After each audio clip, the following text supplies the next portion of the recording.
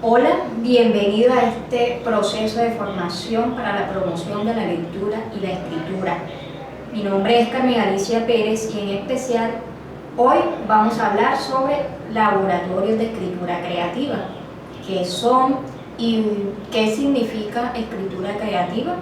Para ello quiero compartirte este video para que lo observes con atención y luego dialogamos al respecto. Escritura creativa.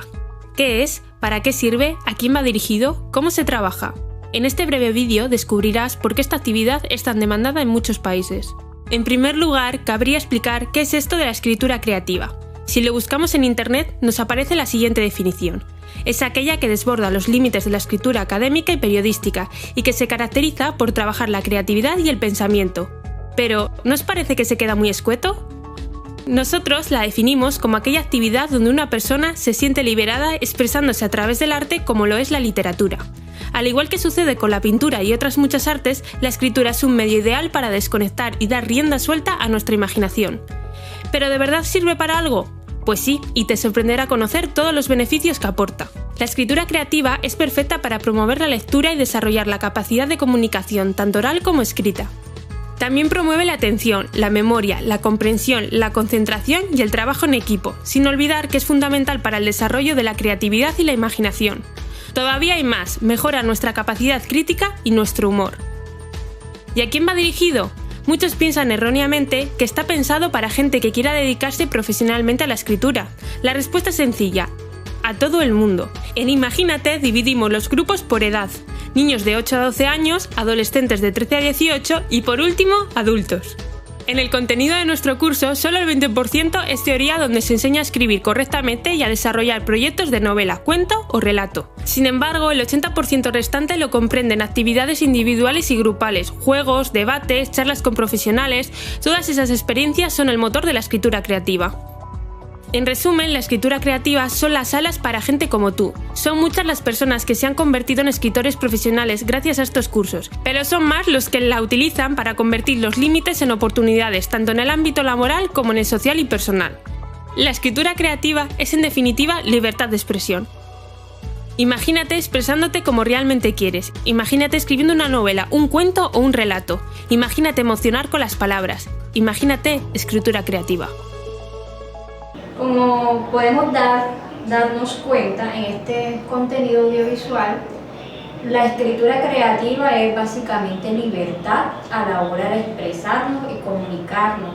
Esto se da gracias o a través del juego, de ejercicios de escritura, y esto sucede en un espacio y con unas personas determinadas. A esto es lo que se le llama laboratorio de escritura creativa, a ese espacio o colectivo donde se establece ese proceso de escritura creativa. Un laboratorio de escritura es básicamente un colectivo también de personas interesadas en desarrollar su destreza, su habilidad, y en donde se le hace revisión de sus textos, de su forma de redactar, de su ortografía. Se le sugieren opiniones sobre el texto, se le revisa la ortografía, y es un grupo muy significativo. Pero bueno, más adelante vamos a hablar sobre esos otros beneficios del laboratorio de escritura creativa.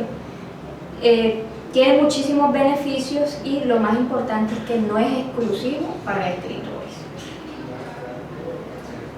Respondamos ahora las siguientes preguntas. ¿Quién puede ser un director de un taller literario o laboratorio de escritura creativa?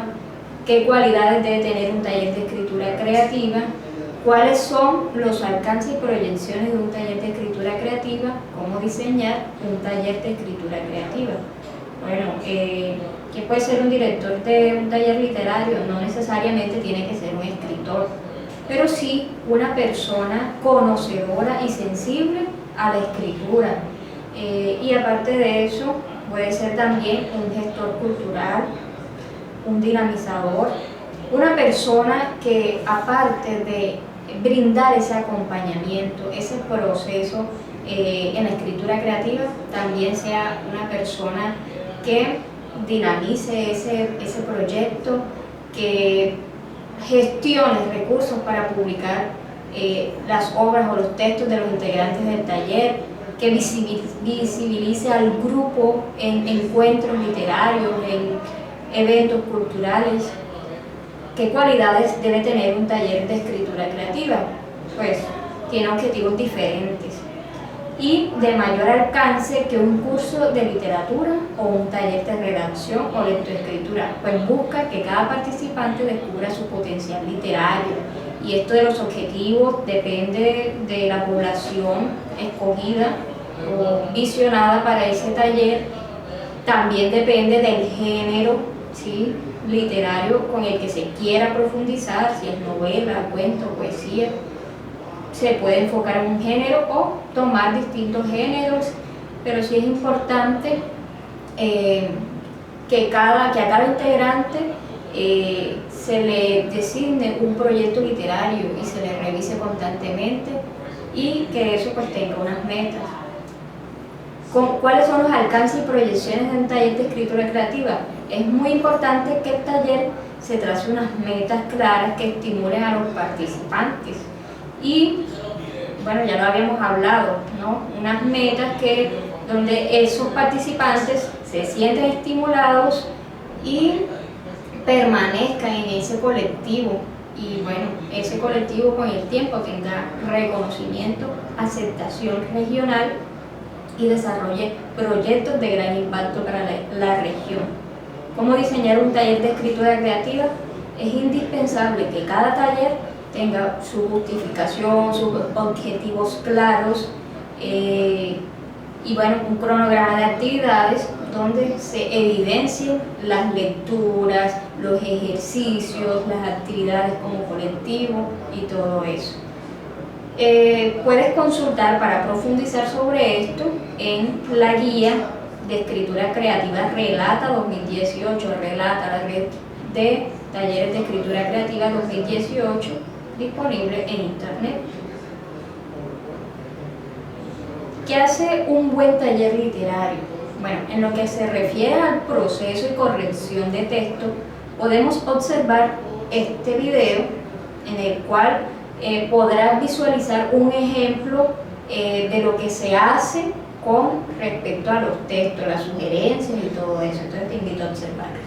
¿Qué se hace en un taller literario? En un taller literario en el que se trabaja, donde no es que nos dedicamos a hablar del origen de los textos, de si uno estaba pensando en la abuelita, o a darnos palmadas en la espalda, decir que todo está bien, que me conmovió, que me gusta, no me gusta. No, tratamos de ver que las cosas funcionen. ¿Qué se trabaja entonces? Bueno, por ejemplo, esto. Acá hay un texto con el que me topé, por así decirlo, en un grupo de Facebook. No voy a mencionar al autor ni al grupo ni nada, porque si bien esta persona lo compartió en ese grupo, o sea que lo hizo público, no me parece tampoco dar tantos detalles. Pero bueno, el texto es el que ven acá. Dice así: bien, entonces es todo, me voy. Esas fueron las últimas palabras de Manuel, mi ahora ex esposo, después de decidir que era tiempo del divorcio y sacar todas sus cosas de la casa que hasta ahora había sido nuestro hogar. No pude derramar ninguna lágrima, no las merecía, el muy bastardo me había engañado y por si fuera poco era con el clásico cliché, su secretaria. Sabía que había algo que no andaba bien desde que él dejó, falta una tilde, de ser atento conmigo, no cambió el trato a los niños y siempre llegaba a tiempo a cenar. Bueno, todo el resto lo están viendo acá lo que dice, ¿no? Creo que no hace falta que lo lea todo. Bueno, yo le comenté a esta persona, que con muy buena actitud agradeció, simplemente porque hay gente que muestra sus textos para que le hagan sugerencias, pero después se las toma como un ataque las sugerencias. Quizá en el fondo lo que quiere es escuchar puros elogios, pero esta persona con muy buena actitud agradeció. Yo lo que le puse es una sugerencia, le dije que como todo escritor necesitaba una corrección de estilo, todo escritor obviamente en mayor o menor medida. Pero bueno, lo que le sugerí es lo siguiente. Bien, entonces es todo, me voy, me había dicho, porque últimas palabras suena a que se murió, y el uso de este tiempo verbal, había dicho, es porque nosotros tenemos la narración que empieza en pasado, aunque, bueno, no quiero entrar mucho en esto, ¿no? Pero digamos que la mayoría de los textos están escritos en pasado, en pretérito, sería un poco más formal. Entonces, ese pasado vendría a ser como el presente de la narración, porque esas cosas que nos cuentan en pasado, el lector las percibe como presentes. Ahora, el pluscuamperfecto, el había dicho, es el pasado del pasado. Lo explico rápido. Yo digo, la semana pasada fui al supermercado porque la semana anterior me había olvidado de comprar las cosas que tenía que comprar. Bueno, obviamente yo estoy como por niveles. La semana pasada es el tiempo pretérito y el pluscuamperfecto, el había ido, ya me manda al pasado del pasado, es decir, a la semana anterior a la semana pasada. Bueno, espero que se haya entendido, igual no es el tema preciso de este video, pero bueno, por eso es el cambio verbal, ¿no? Las últimas palabras, como ya comenté, suenan las últimas palabras, parece que el tipo se murió.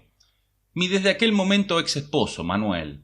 Bueno, mi desde aquel momento ex esposo no hace falta decir antes de pedir el divorcio porque ya se entiende. Si el tipo dice, bien, entonces todo, me voy.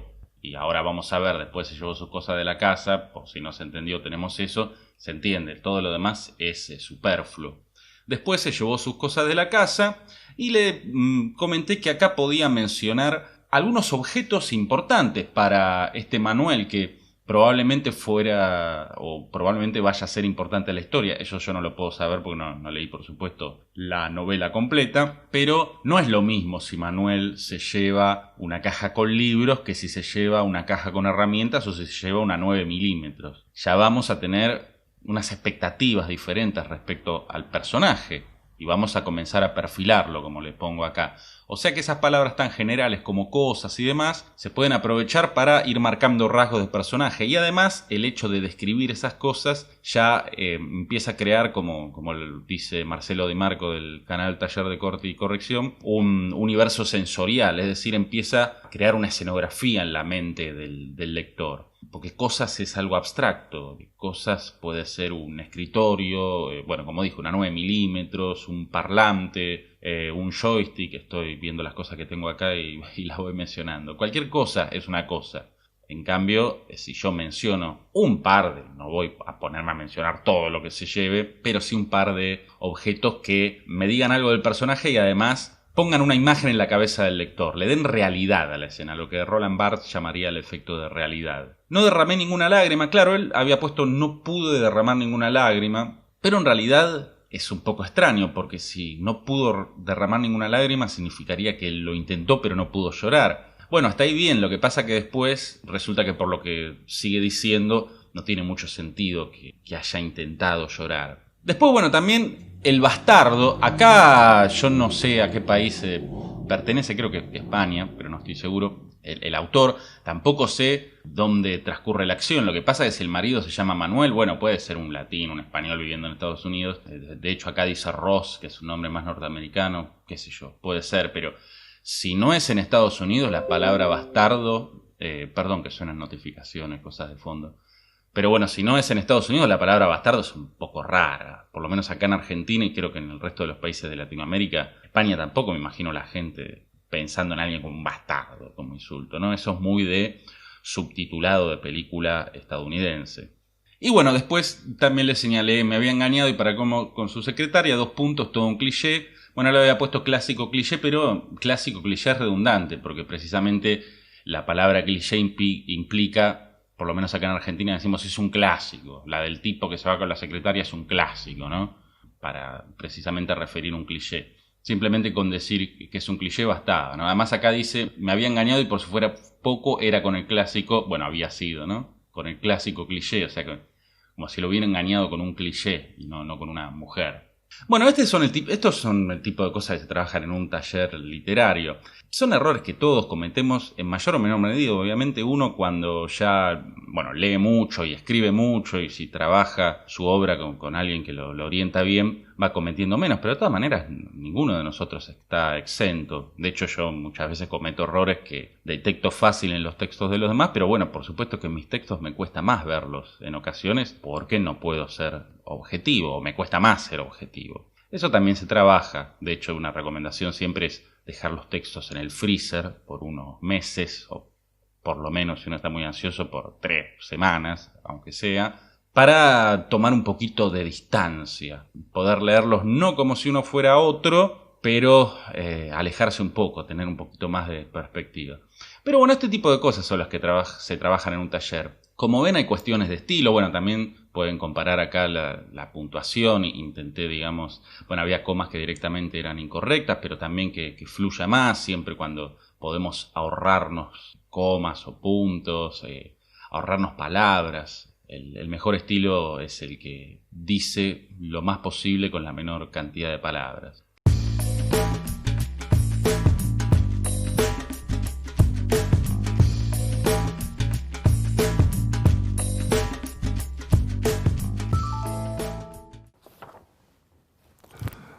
Hola, soy César Mallorquí, me dedico a escribir, soy escritor y me han pedido que dé unos cuantos consejos a los escritores que están empezando.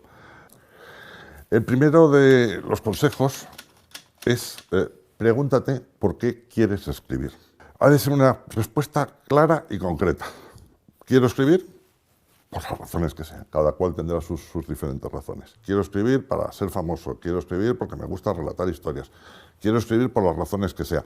Pero esa respuesta, ¿por qué quiero ser escritor?, lo que te va a decir es qué clase de escritor quieres ser.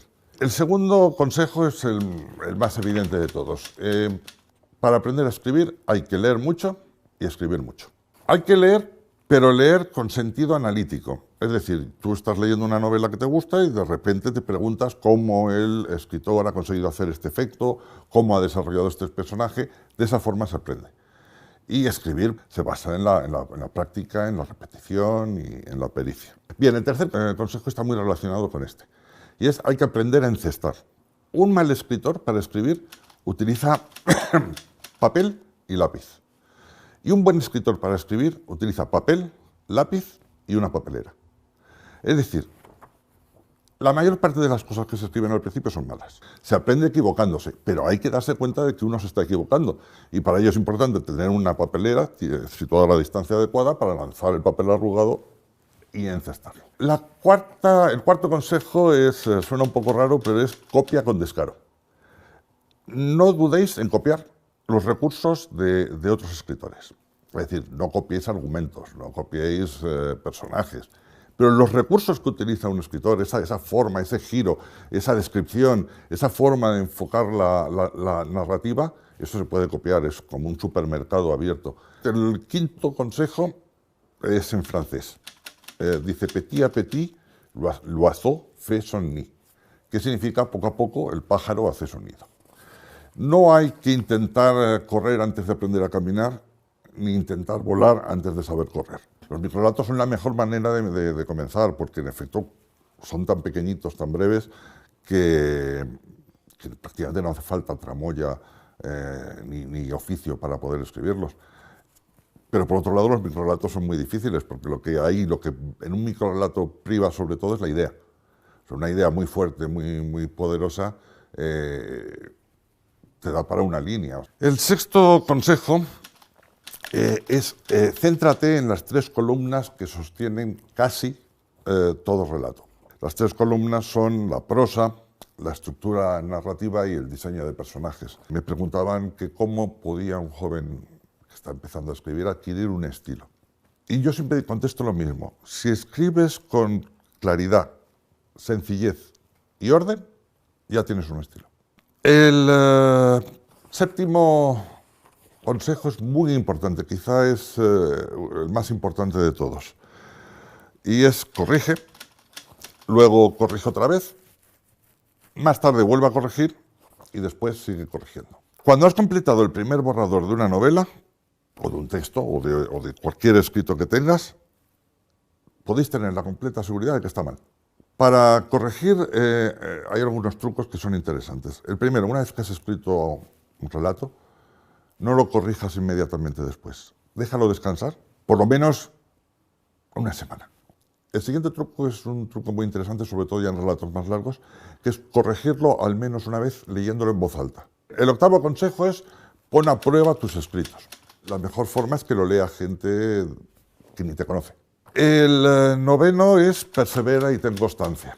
Llegará un momento en que tus relatos, tus historias tengan el nivel adecuado para eso, pero requiere tiempo. Es algo que nadie puede esperar que en un mes, en un año, alguien se pueda convertir en un escritor, porque es una tarea que lleva muchísimo tiempo. Y el décimo y último consejo es precisamente todo lo contrario de lo que acabo de decir. Y es, prepárate a aceptar que no eres escritor. Lo importante es disfrutar de lo que uno hace, disfrutar del arte. No jorobarnos la vida, no complicarnos la existencia. Si no se puede ser escritor, si no se puede escribir, hay 1000 cosas que se pueden hacer. Y la actividad más importante a la que puede dedicarse una persona no es el arte, es la vida. Porque el arte no es más que una imitación de la vida, una imitación maravillosa. Pero lo importante es vivir, lo importante es la vida. Además de la revisión detallada de los textos, un buen taller literario, ya algo habíamos hablado, debe visibilizar el trabajo literario pues, de sus integrantes en eventos culturales, en encuentros literarios, conversatorios, etc. Haciendo presencia y a través de publicaciones. De igual manera, el liderazgo en proyectos culturales de gran impacto para la región y por último, y no menos importante, el fortalecimiento intelectual y espiritual de los participantes, la formación de sujetos críticos, pensantes de la realidad y de un colectivo en el que además prime la hermandad. Con el tiempo estos talleres, estos laboratorios de escritura creativa, más que un espacio para escribir, para aprender cosas nuevas, se convierten también en una gran familia. Conozcamos y hagamos algunos ejercicios de escritura creativa para producir textos.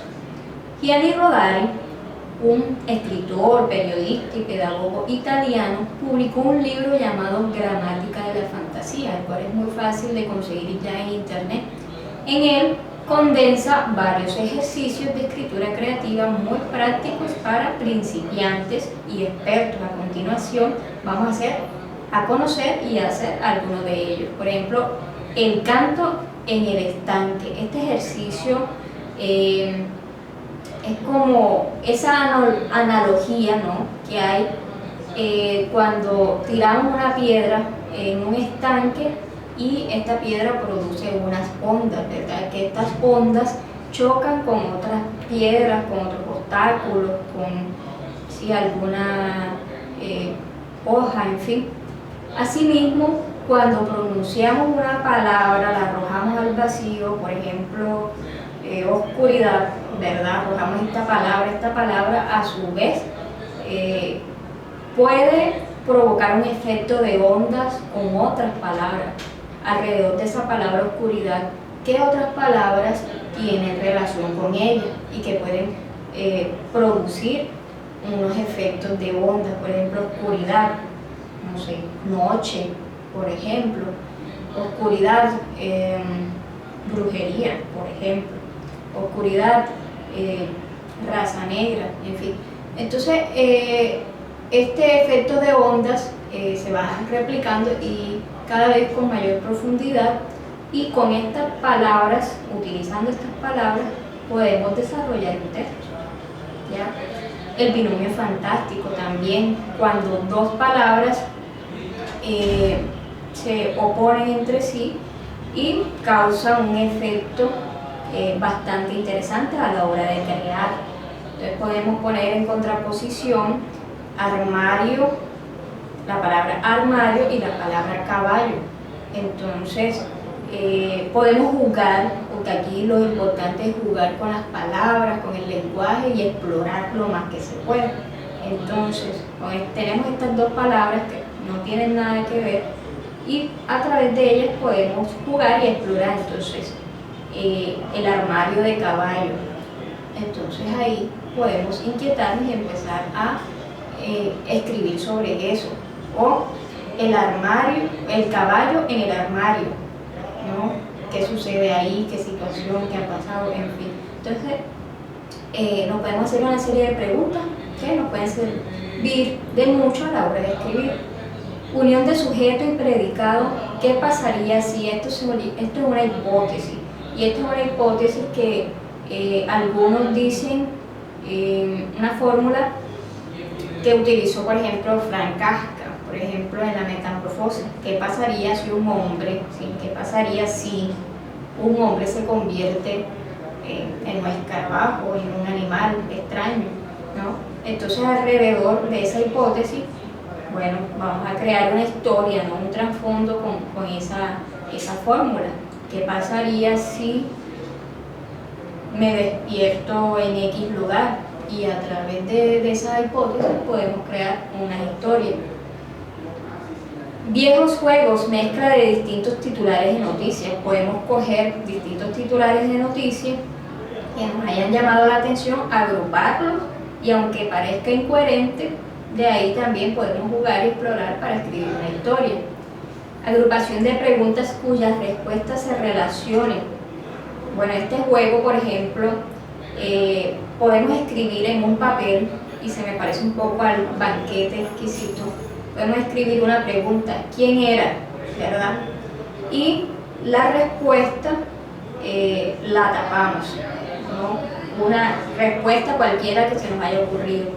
Después, este se puede hacer en colectivo. Otro integrante puede responder la pregunta ¿dónde estaba? Y tapar la respuesta. Al final podemos descubrir, visibilizar todas las respuestas y de seguro encontraremos datos muy interesantes.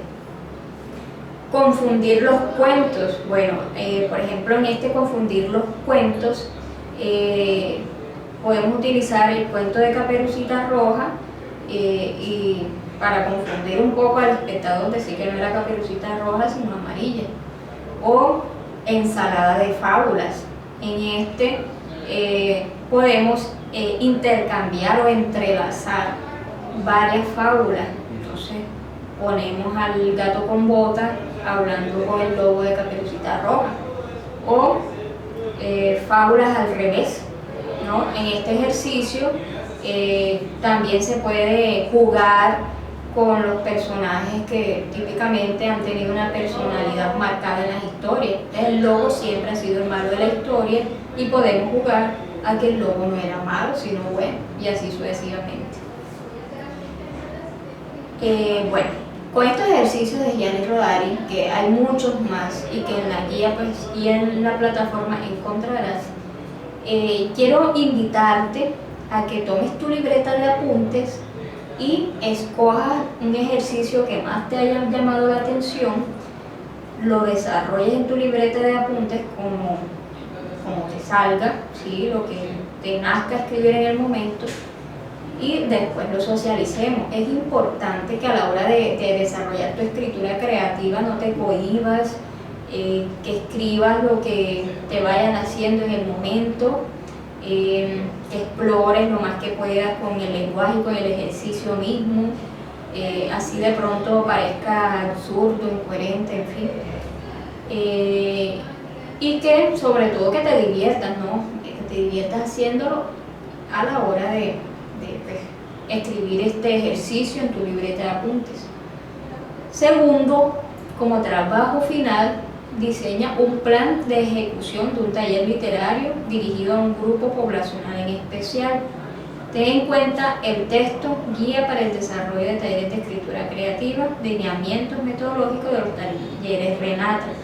Bueno, aquí en este diseño del plan de ejecución de un taller de escritura es importante tener los objetivos claros del taller, una justificación por qué y para qué es importante ese laboratorio o taller de escritura creativa,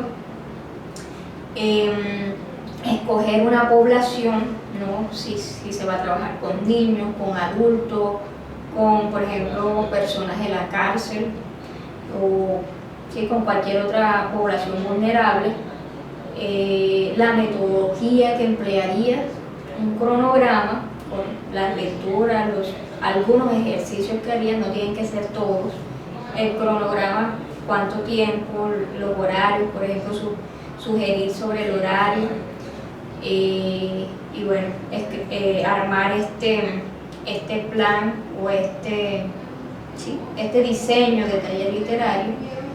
Y por último, pues te invito a escuchar consejos para escritores, consejos para personas que se inician en la escritura, ya sea de escritores reconocidos o de personas que están en este ambiente de literatura. Te recomiendo entonces que observes este video, dice 10 consejos para jóvenes escritores de César Mallorquí, y reflexiones sobre estos consejos. Y lo más importante es, aquí hay dos caminos. Uno, ser asistente de un laboratorio de escritura creativa para desarrollar esa destreza o habilidad que tenemos o no tenemos.